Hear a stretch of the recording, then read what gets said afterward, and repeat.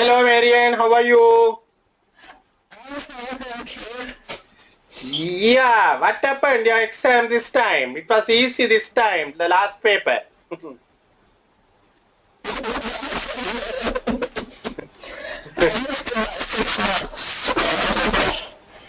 Yeah, I know. Anyway, don't worry. This time it's all about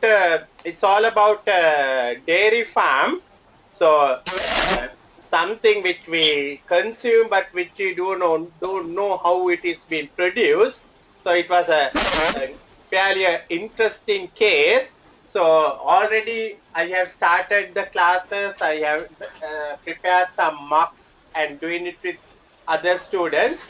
So today what we will do is we will try to go to the pre-scene, try to find out few things that may be of interest to all of us. I have already sent a couple of articles about the dairy farm and all that, which I want you to read it because we need to know about this industry. And if you really look at this case study from a different angle, what you can see is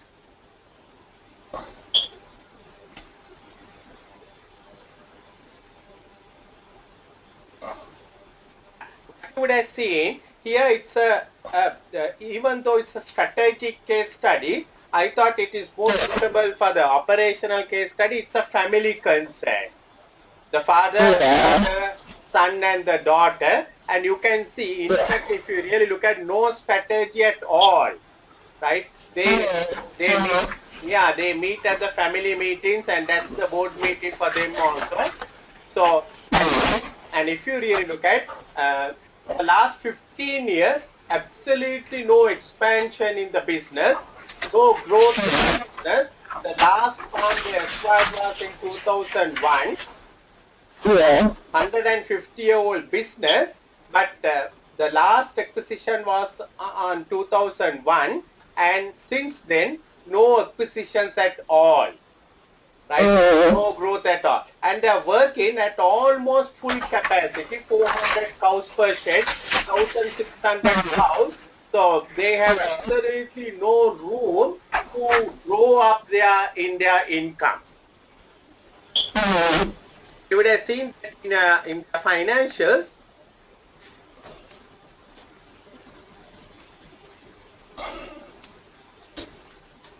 If you look at their financials, you can see the profit has come down drastically. Why? Same output, same cost, or maybe the cost has slightly increased, but but the revenue is dropping. Why? Because the prices, what they can fetch for their dairy products, they are only producing milk. Although many big dairy farms produce milk and other products like butter and cheese, these people are not producing any of those things. They are only producing milk, and milk prices are coming down. Why? Supermarkets have a big bargaining power over these farmers, and they buy at a bargain price, almost at cost they are selling it. And you can see the impact of all that is the profit have dropped more than 50% from 277 to 123, or before tax from 364 to 158. So you can see you need a change in the strategy very quickly for this company. They cannot go on, because if they go on like this, they will very soon they will come to a loss-making situation. You can see that from 3.1, 3.3 million, 3.387, they have dropped their revenue to 3.165. So 252,000 revenue drop. And if they go on for another year, the costs are not going to drop. Cost will be same or will increase.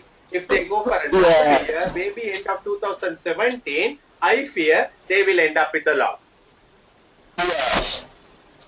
So this is up to 30th of November 2016, 1 year back. My sense, my feeling, you are sitting for the exam in 2017 November. By that time, they might give you the draft profit or loss for the year ended 31st November 2017. which may show they are having enough of problems, losses, and cash flow problems also. Because they don't have too much of cash also in the account. And in a family concern, if that happens, next thing you will find is the family disputes. Son wants to leave the firm, the daughter wants to leave the firm, wife will want to leave the husband. All sorts of things will happen. So I think in this case study, what I see is even though they have no strategies at all, we will have to evolve strategies, and this will be unseen most likely in this scenario. So these are few facts what I got straight away from the Preseen. So probably they have to go for acquisition or something like that. But there again, they might be in difficulty because they may not have enough cash. The cash, they have only 65,000 in the bank account, or 64,000 they had it 30th of November. I believe by this time, if they continue to develop losses, maybe by this time the things should have come down further. They may be on a bank overdraft, something like that. I want to see whether they have any loans. Yes, they have a loan. They have about 300,000. You can see on the current liability they have 300,000, and non-current liability they have 4,200,000. So altogether the loan was 4,500,000. Now it has come down to 3,500,000 during this year. So that means they are paying a loan installment of 1 million a year. That's quite heavy. That's quite heavy. That's quite heavy. So they might have, even though their gearing looks all right with non-current liabilities to equity, but they might have a problem to raise money because their cash flows may not permit a 1 million outflow. So you may have to reschedule loans, something. This company, I can see right at the moment, they are in kind of difficulty. Only plus point what I see is they have heavy investment in property, plant and equipment. They have a 12 million investment. Maybe they can, don't know whether they can sell, but that also very unlikely because they are almost working at the full capacity. So they probably will have to go for an expansion decision. So I'm thinking that even though that Kevin's proposal, if you have read it, his brother is coming out with a proposal to start a kind of a farm. These dairy farms, they fall into two categories. What we call intensive, highly intensive farms, and the other farms what we call less intensive farms. Highly intensive means they use more artificial, the high technology. They keep all the cows inside the shed. They don't allow the cows to move about because the idea is when they move about, they will feel more hungry. So they are just tucked inside the cow shed, and they are being fed 2 times a day or whatever it may be. And of course, they are being given antibiotics and all that kind of thing. That's the model, but our ADF is working. But Kevin is coming out with the proposal, which is more what they call organic, without giving too much of medicine and all that. They get these people, these cows to go around the farm and to eat grass. So that is more acceptable from the public's point of view because this animal right activists, they are very, very concerned about. In the recent past, we have seen they have become very vociferous. They are always talking about these animals being caged.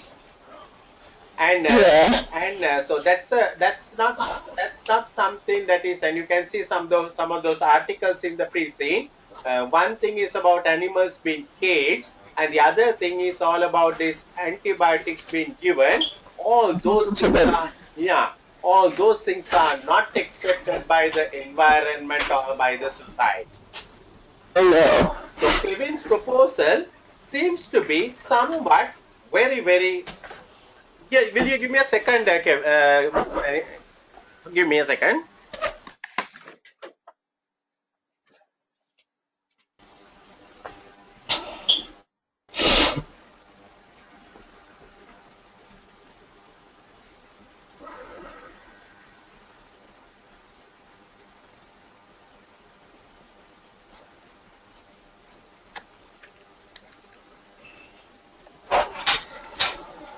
Sorry. So what you can see is, if you look at Kevin's proposal is much more environmental friendly. Of course, it's far away, 80 kilometers away from our four farms. Our four farms are almost adjacent. Kevin basically thinks these people will not be interested in this particular activity. But being his brother, he's coming and giving the proposal for him to have a look at, maybe for him to give up his views. But looking at that proposal, you would have seen, look at the total investment in our company, 14 million for 6,600 cows. 14 million for 1,600 cows. And if you look at Kevin's proposal, he's looking at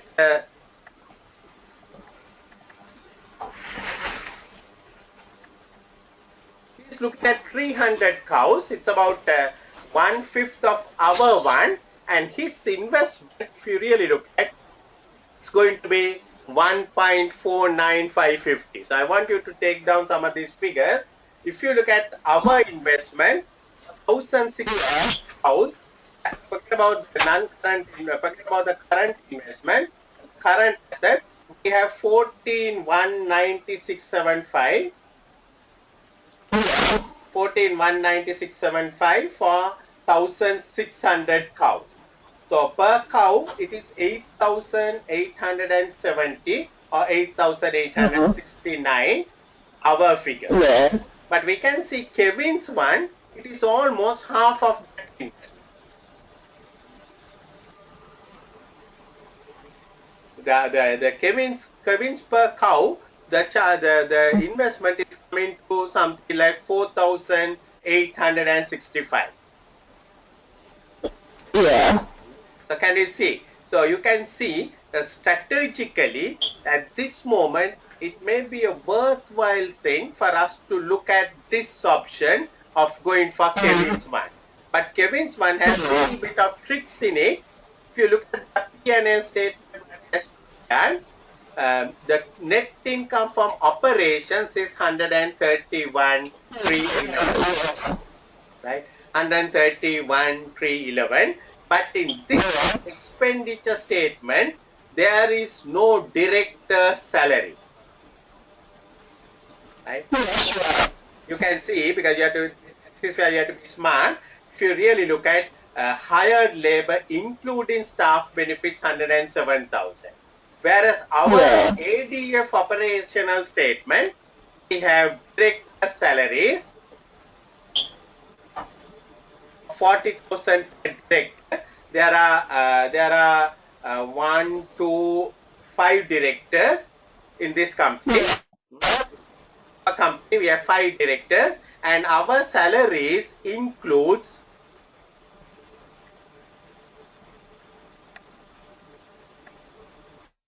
our staff cost includes 758,320, which includes that 200,000 also.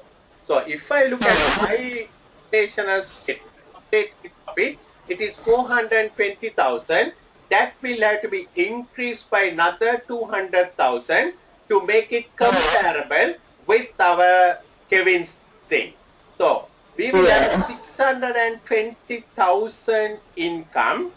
And if you look at the 620,000 not 69, that is adding the 200,000. If you divide it by the per cow, 1,600, our income will be per cow 387. So I'm preparing some financials. I will share those financials with you. So I'm just trying to tell you the operating profit, the comparative profit of our company is 620,600 cow, 387. If you look at Kevin's cows, 387 per cow. If you look at Kevin's situation,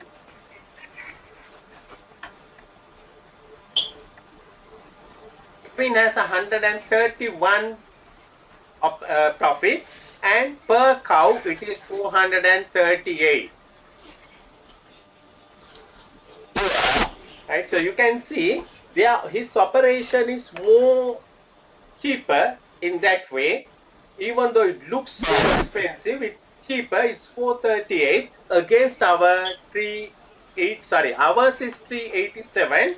His one is 438. This one is 438. If we don't deduct that 200,000, ours will be more, but we can't compare. To compare the apples with apples, we have to take that 200,000 in, and we can see it is going to be 438 against the 388. So surely less intensive, more intensive cattle dairy farming is more cheaper, no doubt about it. No doubt about it. For each cow, about $50 difference. We can see that one straight away. So we can see this is more expensive. But probably the organic milk can fetch a higher price. Maybe. Because people are going for organic vegetables, people are going for organic things, paying double the price. But the article says it doesn't seem to be very.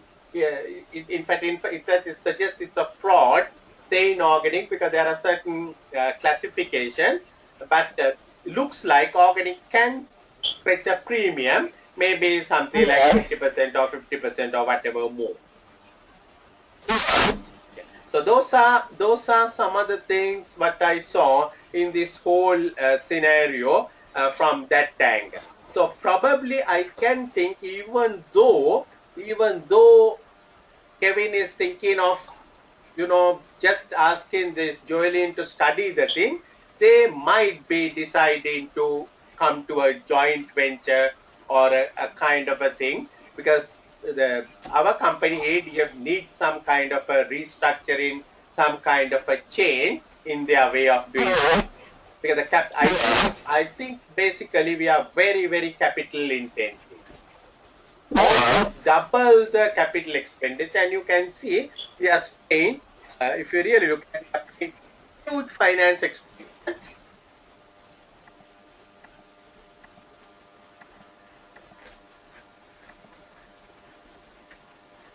Operating expenditure is all right.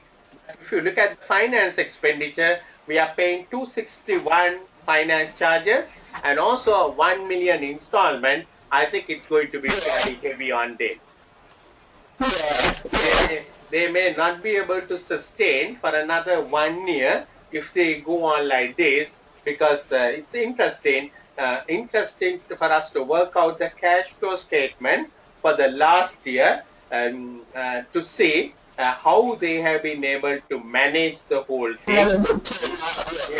Yeah, I think it's a good thing. We will work out the cash flow statement for the last year, looking at the two balance sheets to see whether we can get any idea why they are going wrong, what is wrong with it. Because a payment of a 1 million installment is very, very heavy for a company just making 123,000 profit. And out of 420,000 operating profit, they are paying more than 50% on finance. Yeah. And after paying taxes, what are they left with? They have left with only 123,000. So, yeah. So they have paid a salary of 200,000 for the directors, 40 into 5, but they don't have another salary to be paid, and surely by end of November 2017, I'm sure the examiner will tell company is in difficulty, and we can sense it. Another drop in the price, the dairy prices are dropping. So they have to think in an environment like this, they have to think of cost leadership. The Michael Porter's cost leadership is the strategy they should be looking. I don't think they can do anything on the uniqueness of the product, except maybe to build up their name on organic milk. But for that one, I think rather than them trying to do their own, it may be a good idea for them to join with Kevin and to build up on that one. But surely the particular industry, the particular style, what they are working is not really helping them in any way, right? They are spending a lot on the concentrates, the purchase concentrates. They are spending a very heavy amount, almost 20% of your revenue on that. So these are some of the areas. You can see the dairy farm prices coming down. These are some of the I saw immediately in this thing. I want to go beyond. I want to start beginning. See what we can move from this Preseen. So remember your role always study. Are working for a family concern here. It's not an easy job that what you are doing. You are working for husband and wife and 3 children combination. You will be very much under stress conditions because most of the time they will agree with the father or the mother, and whatever the outsiders say, they may not accept it. So you will have a tough time, particularly when you are advising on special projects and strategic matters. Because in this family, what we see is they come to a kind of a consensus agreement, whether right or wrong. When the father says this wall is black, they will accept it as black even though they know it's white. And you coming from the outside, and when you try to tell them certain things, you may be at a particular threat of even losing your job. Right? It's not like working in a listed company where you have a diversity of directors, where they will listen to you, they will respect you. So the company's origin is a farm which was founded by Jonathan Anderson, maybe one of their grandfathers or whoever, and the farm remains integral part of the present company, and they have incorporated into a company and never sought a stock market quotation. I'm thinking whether the examiner or maybe one of these Andersons will ask you, is it time for us to go for a listing? Is it time for us to go for a listing? It will be a yes and a no kind of answer. I think it's good for them to go for listing because I suppose they have reached their maximum what they can. But they on their own, but on the other hand, they are not showing good performance at the moment. So they probably will have to do some restructuring, do some work before they go for listing. Maybe a good idea. I'm just toying with the idea. Maybe a good idea for them to invite a venture capitalist. Venture capitalists. You remember venture capitalists? They are the people who come and invest in unlisted companies, and they will put 1 or 2 their members also into the board, and they will get the company move forward so that very soon they will be able to list the company. So if Anderson asks you, Marian, is it the time for us to go for listing? I will say no. Let's go with a venture capitalist, raise some money, put up the company up, and then go for listing. Because if you go for listing at this point, you may not be able to get good share price. So these are strategic things which I am thinking aloud at the moment. Right? So because the examiner is saying that it has never sought a stock market quotation, indicates to us that we will be looking for a stock market quotation very soon. At the moment, all the shares are with the family. husband and wife holds 45% between them, and the three children holds another 45%. 10% is by some family members who are not really actively interested. So they are probably low power, low interest group. So they have expanded through the acquisition of 3 neighboring farms, with the most recent being 2001. So that is telling you something. Why the seminar has given you that date 2001 is for you to know for the last 15 years, absolutely no growth. They've been living, sitting at full capacity, and now they feel the pinch of it. These farms became available when the owner retired and agreed to sell to ADF. Each farm has a large shed which houses the dairy cattle and the milking equipment. ADF owns 1,600 dairy cattle with 400 cows in each shed. So that's the business. I want to see, I just want to go to the financials.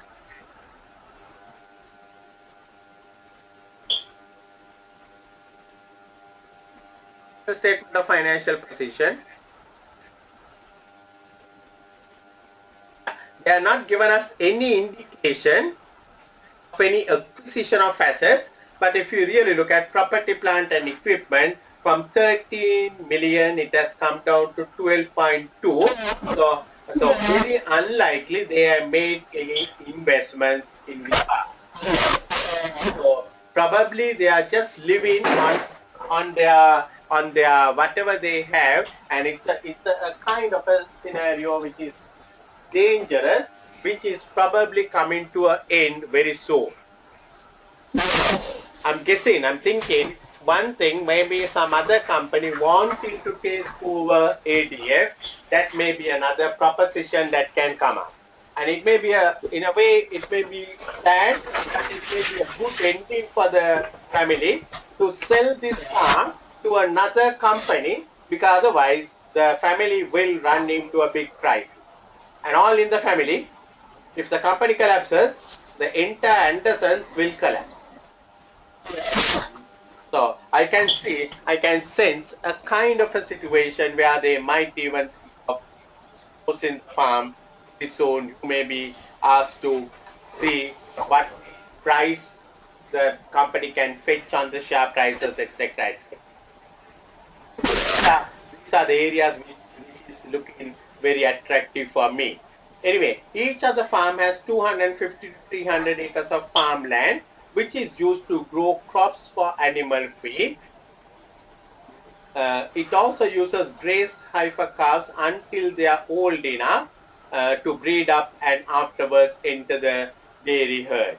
So they have a kind of each of the farm has about 250 land that is mainly to grow whatever the crops that is needed to feed the cows. The cows are not going to go into the land, but the little cows, the calves, they will be kept in that thing till they are grown up for them to start milking. It's based in a country called Highland. So it must be one of the European countries, or because it's one of the 10 or 15 top milk producing countries. So it must be one of the big countries where milk producing is in a big way done, and is stable, economically developed. So it's a country that is very stable, economically developed, is focused on manufacturing, although it has a major agricultural industry. So the country seems to be all right. I don't think there is any political risk, and the currency is $. So presently, as I said, they have two joint executives. They don't seem to be having a chairman. So if you are restructuring this company, I would imagine them to have a chairman for this company. And they have the husband and wife manage the North Farm, and the other 3 children, we do not know whether they are qualified or not, but one is a director of finance and IT, other one is director of farming operations and West Farm, and Anderson is human resources. And so you can see they are involved in day-to-day managing of the farms, although they are directors. So probably they don't spend too much of time on strategy. Yeah. Yeah.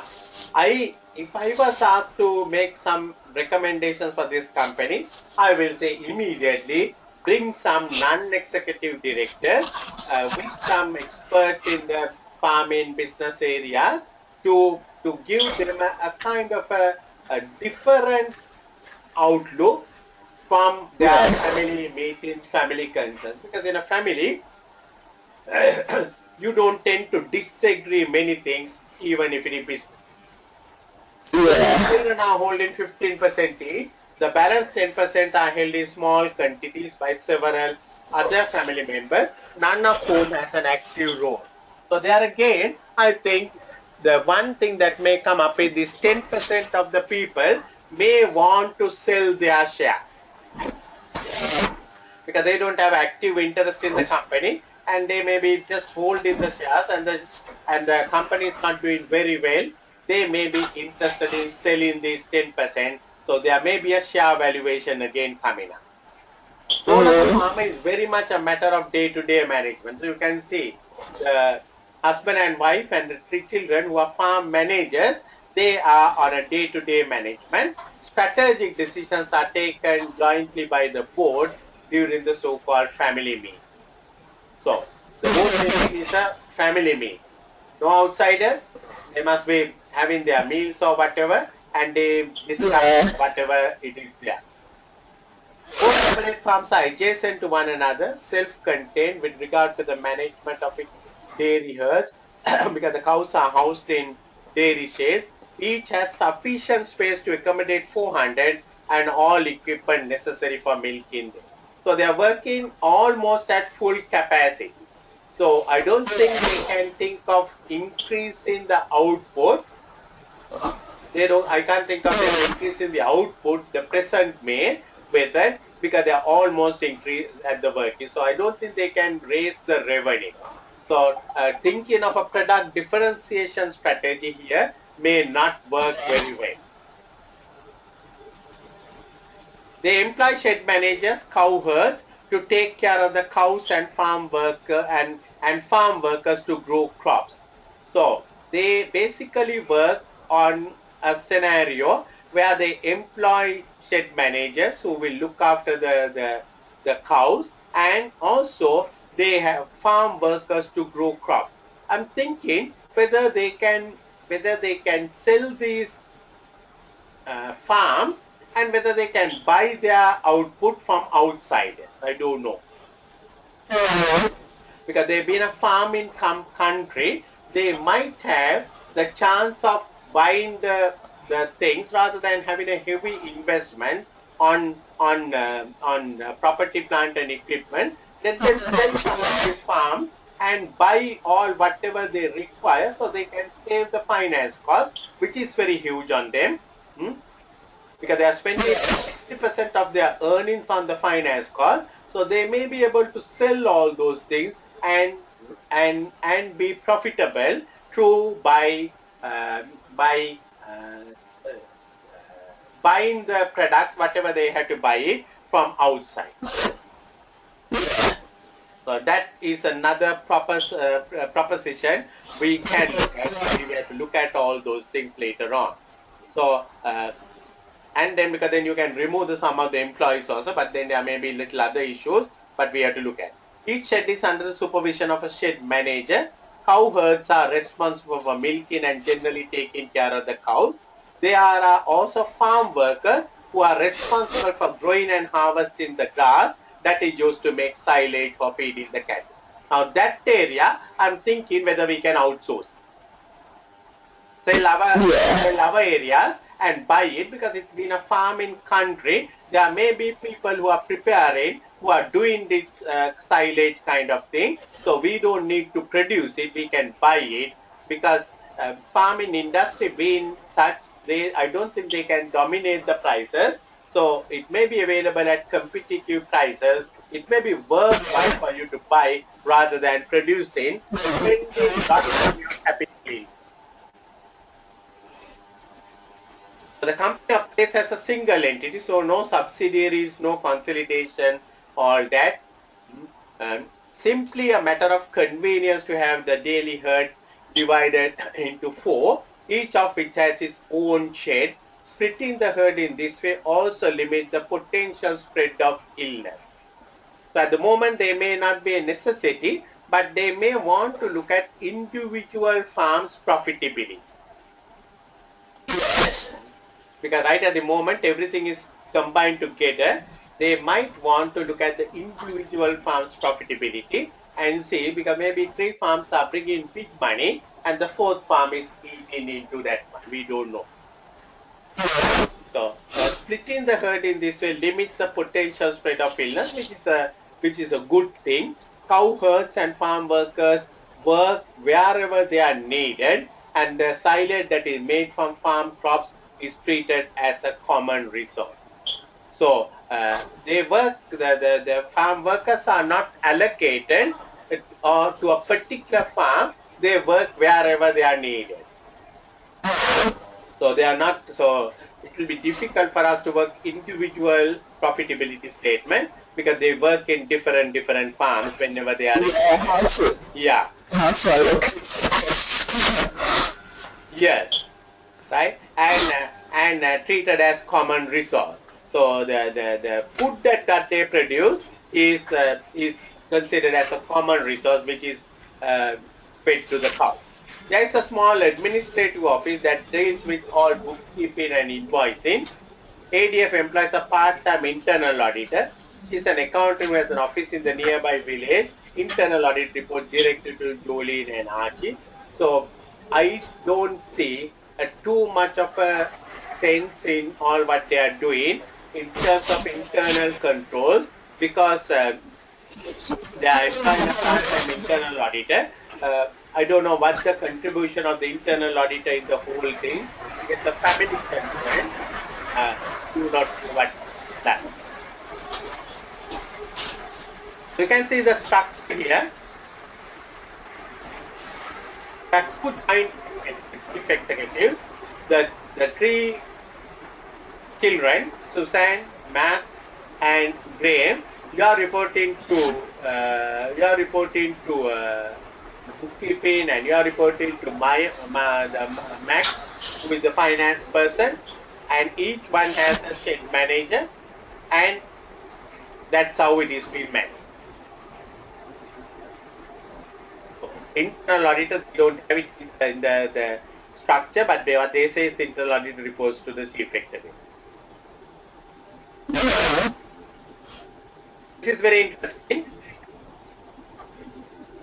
We have a significant farming industry raising both livestock and crops, that is the country.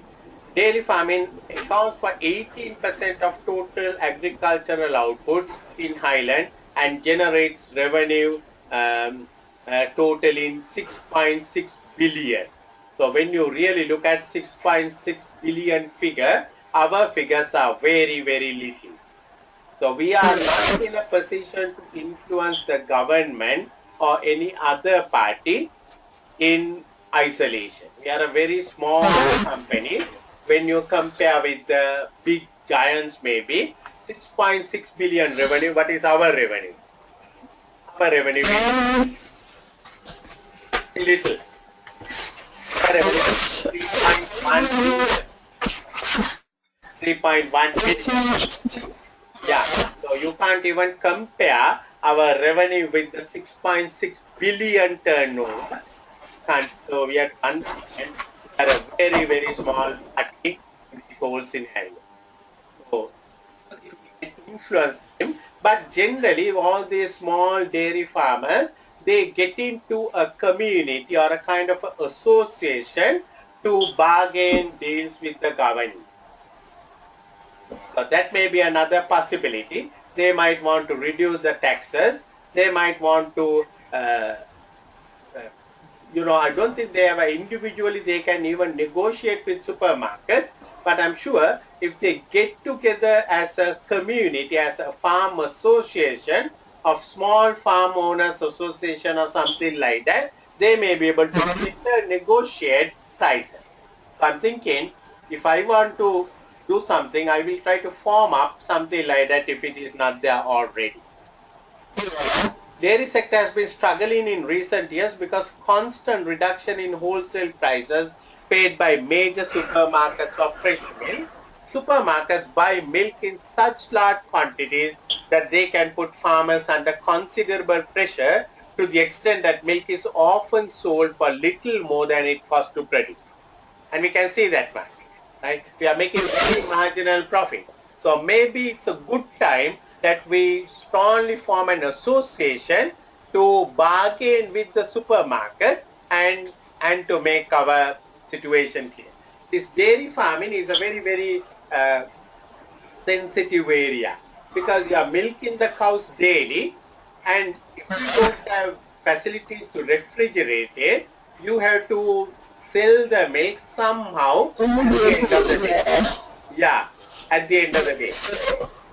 Because you can't keep it. So you don't have any option to negotiate prices and all that. Something happens, you have to just spill the milk, throw the milk away, because you can't keep milk for days without being refrigerated. Yeah. So I'm thinking whether they can come to an agreement with one of the supermarkets for them to buy all the products, and where they support and a kind of a vertical integration with the supermarket. In Sri Lanka, you have seen almost all the supermarkets, they have got some connection with the farmers. So they have funded the farmers and they buy the products from the farmers. They support the farmers. They support the community. So I'm thinking whether that kind of an arrangement could be arranged with the supermarket structure. And we can see the prices have gone up in 2012, 2013, and now it has dropped in 2016. It has fairly got, it is still dipping. Yes. It is dropping, which is not good for the company. Right. So, the total number of dairy cows has fallen from 3 to 2 million in Highland. So that again, it shows the industry itself is declining. Probably the people must be thinking it's not profitable to work on the farming anymore, and they are from 1/3 drop in about 20 years time is a lot of a drop. And maybe that may be the reason why our company has not even expanded. Highland remains self-sufficient in milk, but imports increasing quantity of dairy products such as butter and cheese. So I'm thinking whether we should not charge, because our problem is milk selling is a big problem. But if we start a butter factory or a cheese factory, maybe we can add value and get better prices. Yes. So that could be a good probable question, good probable strategy, because milk prices are coming down and the country is self-sufficient in milk. So probably you have no room for you to make milk and do it. But if you can invest on cheese technology, if you can invest in butter technology, you might be able to get your company and add value rather than selling pure milk.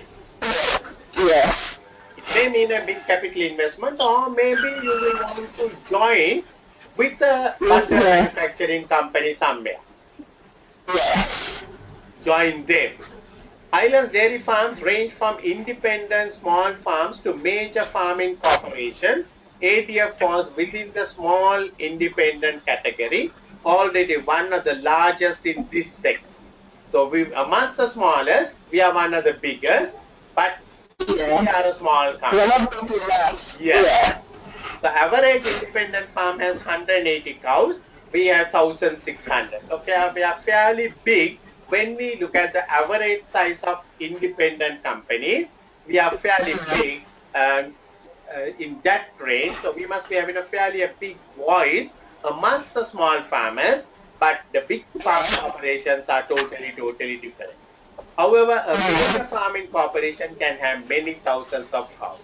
So we are somewhere in between. We are not the smallest, Yeah. we are not the biggest, we are somewhere in the small range, but a big fellow in the small range. Right. So the method what they are using is basically, this is what we call intensive method. They keep the dairy, the cows inside indoor, and so the why they do is they don't want to tire the cows, because when they are tired, when they walk around, they will eat more. So they want to. This is why the animalist activities are very angry about this whole scenario. They don't want to feed the cows. They want to make it very cheap, the food, and for that purpose, they keep these fellows outside. But if you look at countries like New Zealand, you can see they have enough cattle ground, enough farm where the cows can walk around and eat the natural grass. But here they are kept inside and they are milked twice a day. Each of the shed has a milking room containing mechanical milking station. Very human intervention. They just go to the machine and the cow will come on the rotation and it gets connected and it is milked generally. That's how it is happening right at the moment. And the milk is piped from the milking station to pasteurization machine. It's a separate part of the shed. Heat treatment is used to kill the bacteria. It is necessary to protect consumers from infection and usable life of the life. Pasteurized milk is refrigerated until it can be collected by the tanker for delivery to the customer, usually within hours of being pasteurized. So basically, it's a daily movement. You produce and pasteurize, and it is taken, and that part is done by food source people. Come and take from it. Milk packers are operated by third parties who specialized in collecting milk from the dairy farm. All of sold to major supermarkets in Highland. So you can see their market is totally supermarkets. Yes. They might have to think a different strategy to sell their milk, probably maybe to export the milk, whether they can, right? And if they are going to use the milk in supermarkets, I don't think they are going to do very well.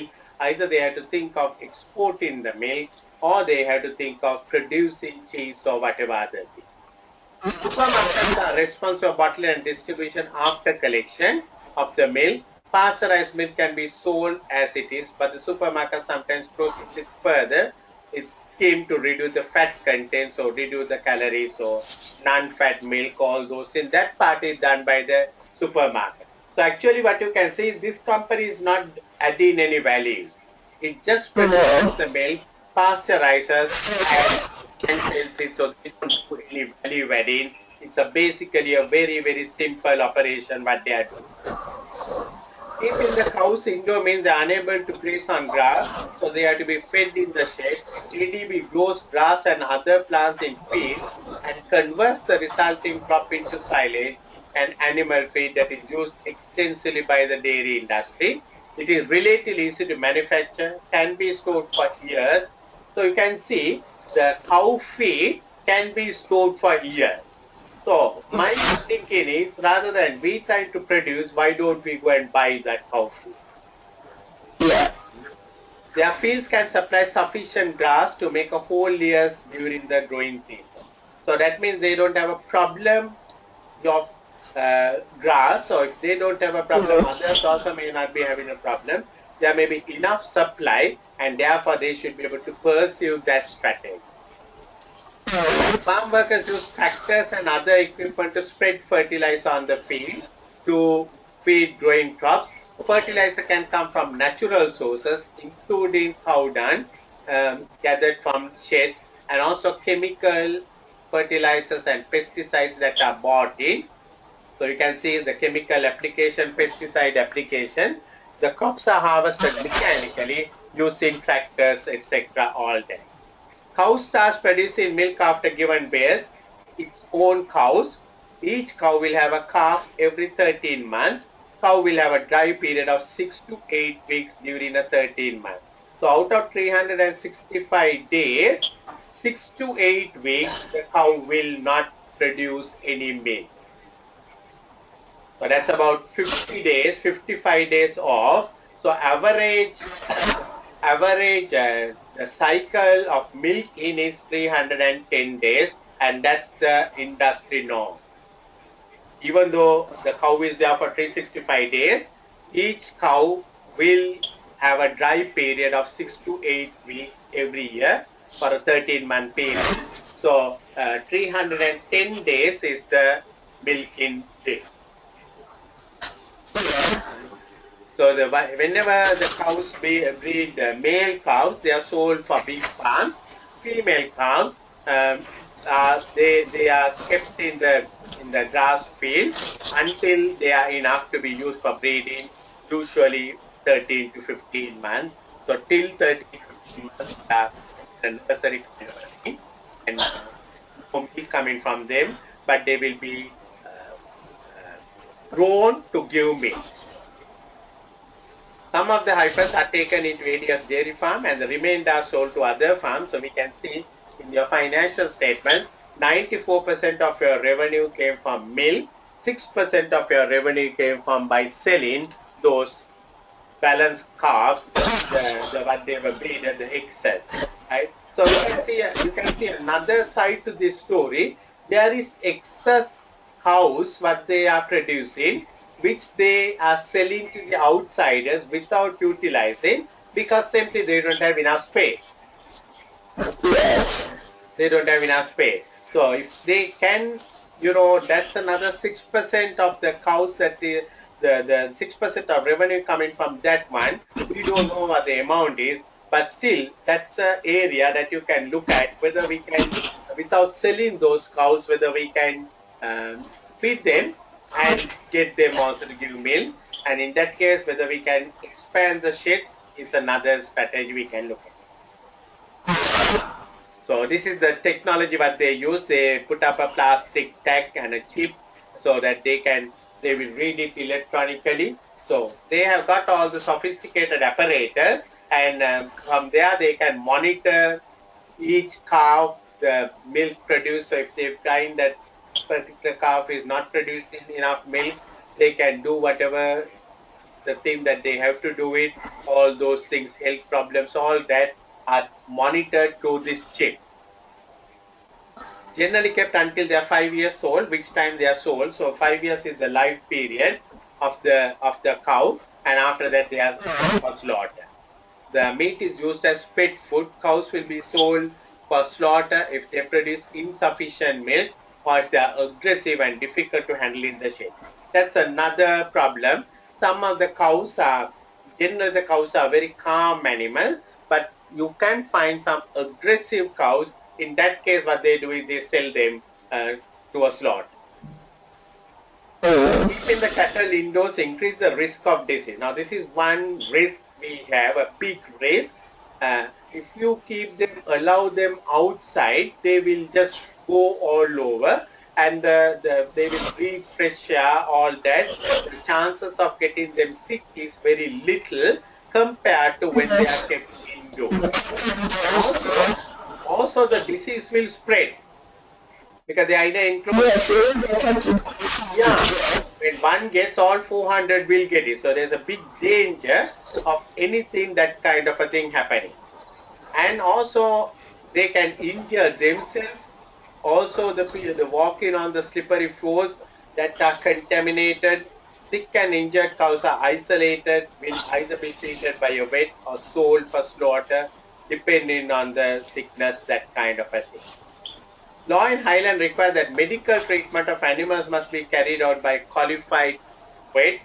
Vets can carry out surgery on sick, injured animals, prescribe for administer pharmaceutical products such as antibiotics. Vets also rehorn young cows when it's simple and relatively painless in order to reduce the risk of injury. Vets fees are generally very expensive. So that's another statement what is very clear to us. weights are very expensive. So whether we can employ a weight is something we should be looking at. Whether we can employ in-house some weights we should be looking at rather than getting them to go to a weight which is very expensive. Some cases would cost more than the value of a healthy animal. So weights expenditure can be very expensive. It may be cheaper to send sick or injured cattle to a registered slaughter where they can be killed humanly, and if it is safe to do so, their carcasses can be butchered for meat or pet food.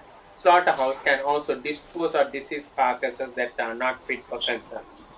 So sometimes it may be not worthwhile to treat a diseased cow. It may be worthwhile. So one thing I think what we have to look at is whether we can minimize these deaths or whether we can minimize cows getting sick, right? Because we don't want to spend lot of money on the weight. Weight is very expensive. So all this information basically tells us that we should be looking for something, a different strategy from what we are doing right at the moment.